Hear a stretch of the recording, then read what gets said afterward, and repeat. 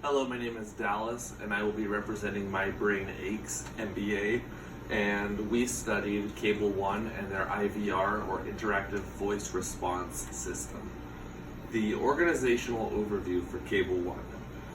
Cable One is the 7th largest cable provider in the nation, and they provide video, voice, and internet services to customers. What makes Cable One unique is their market. They generally serve rural areas that have been traditionally underserved by high quality products. The second component that makes them unique is they have taken an interesting stance in terms of video. So there's a phenomenon going on called cord cutting, and customers are no longer getting traditional video cable service. They have decided to cut the cord and go to streaming services. Well, Cable One has decided to embrace that trend that's been going on, and instead of bundling and saving and subsidizing their higher profit internet service, they've decided that they are going to pass along all of their costs to their customers, and that encouraging their customers to then drop the video service and switch to high-speed internet. So those are two components that makes Cable One unique, and their new platform has been working. Their profit is up and their revenue has been up year to date. So there are some current issues with the IVR. One of the issues is that a customer cannot, through the IVR, they cannot start or stop service, and they cannot troubleshoot. So right now, if a customer wants to troubleshoot why their internet modem is not working, we then send them to a third party.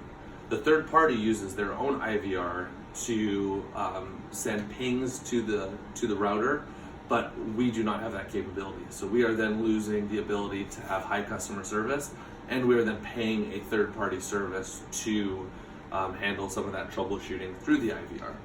If the third party IVR cannot help them troubleshoot, then they get rerouted back to our customer service representative.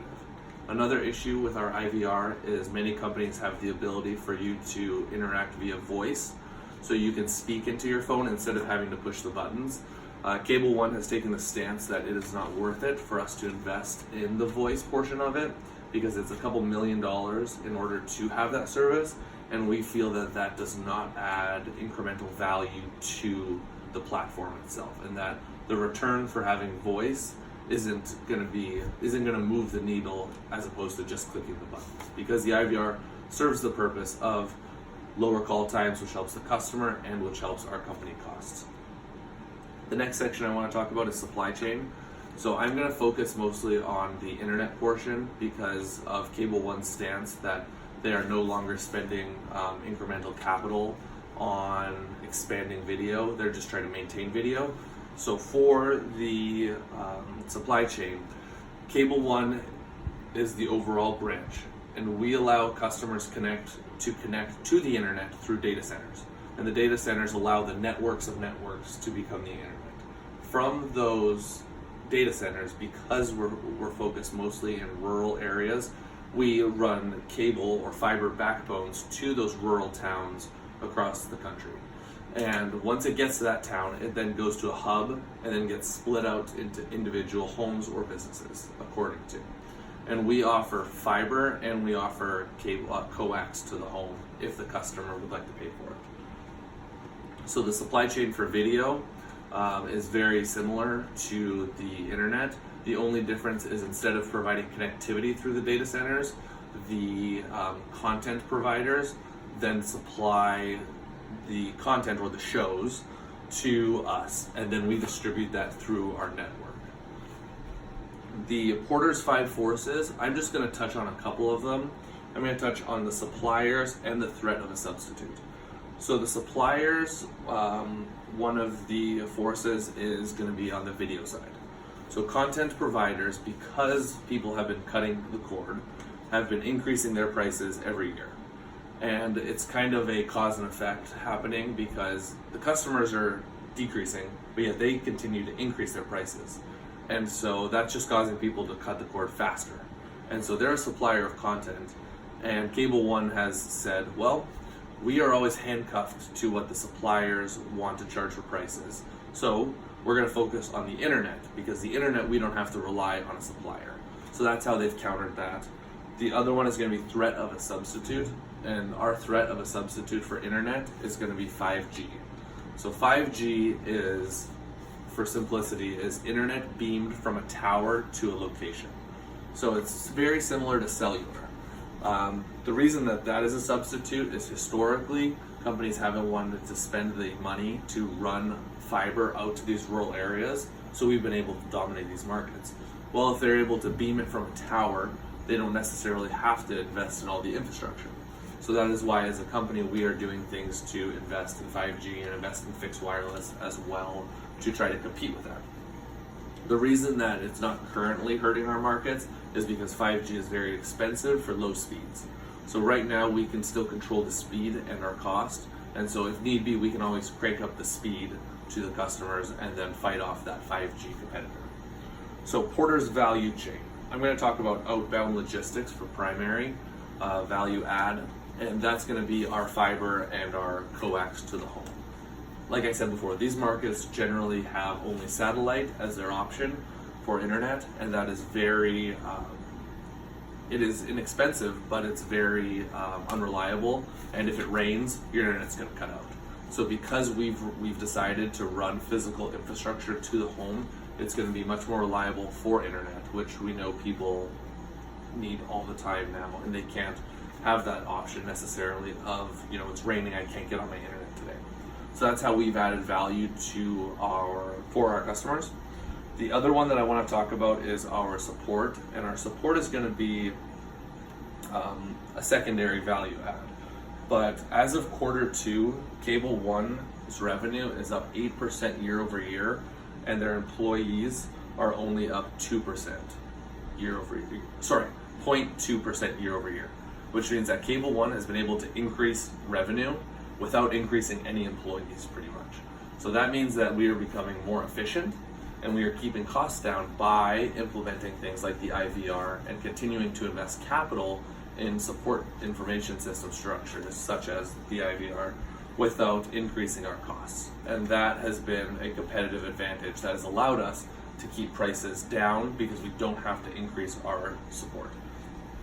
So the overall analysis of Cable One is we feel that they're on the right path because they are investing in internet. And internet has become the conduit and the gateway for people to work remotely. It also allows them most of their entertainment these days, and we feel that them investing in that instead of video is a smart way to go. We feel that their employees are eventually going to have to rise as revenue continues to rise, because eventually you reach an equilibrium. Cable One has been very active in mergers and acquisitions as well. They've acquired Clearwave and Fidelity in the last 2 years, and this has allowed them to expand their markets, because in these small towns you don't have tons of population growth, so they're expanding through mergers and acquisitions, which is an expensive way to go about things, but it is a bit of the nature of the business. So we're very interested to see how Cable One is going to continue to develop and how they're going to increase efficiencies through the use of information systems. Thanks. The IS component that we studied is their IVR, or interactive voice response. And what that is that's the telephone processing system when a customer calls into Cable One. So that is when you dial in and you call a big company, that's press 1 for this option, press 2 for that option. So we studied that IS component. And what it allows the customer to do is a dial tone frequency, and so they are allowed to pick the correct path that they would like to go in an organizational tree. So the way that Cable One has it set up is a customer can call in for general account questions, they can call in for technical questions, or they can call in for new sales. And so based on what they select, it allows them to be routed to the correct department. Cable One, so the critical success factors for the IVR is currently with the IVR, Cable One has a 32% self-service rate, which means that when a customer calls in, 32% of the time they don't need to even talk to a representative. which allows for a better customer experience for the individual calling in, and it allows Cable One to reduce costs. A couple factors that go into it. For every 5 seconds the IVR helps shave off of a call, that saves the company $150,000 a year. So by a customer not sitting on hold for 5 extra seconds, you're then saving incremental amounts for your company, which allows them to keep the costs of the product down for their customer. The second critical success factor for the IVR is going to be the customer journey survey. So Cable One prides themselves on a good customer journey as they start their service, as they continue their service, and if they end up quitting their service. So after the call, they have the ability to then select and give a survey and a response. And an IVR portion is included in that to see how well they were routed to their correct department. And the next critical success factor is going to be security. So the IVR allows for 2-factor authentication before they even talk to the representative. So that means that they can enter their social security number and they can enter their phone number associated with the account, and that'll allow the customer service representative to then have all the information pulled up on their screen right then and there. So the infrastructure behind the IVR, so Cable One takes data from the customer from cradle to grave, which means that from the moment they start, Cable One then documents every phone call, what they called about, what their issue was, so that way they can best help the customer as they go along through the process. And so based on the tree, for the technical side, you have the technical service center and you have the general helpline. So depending on what they select, you get branched off into the correct department. Along with the infrastructure is Cable One has data warehouses that stores that data for the customer service representative to better help them. And once they've selected through the IVR, then they call it the screen pop. A screen pop comes up for the customer service representative that says, is this customer, what value their customer is based on credit score, based on payments on time, based on how long they've been a customer. It also tells them if they're in default or if they haven't paid their bills and it's delinquent, or it tells them that they're calling about canceling their service, starting their service. It gives all the information to the customer service representative, once again saving time through the information system that is the IVR.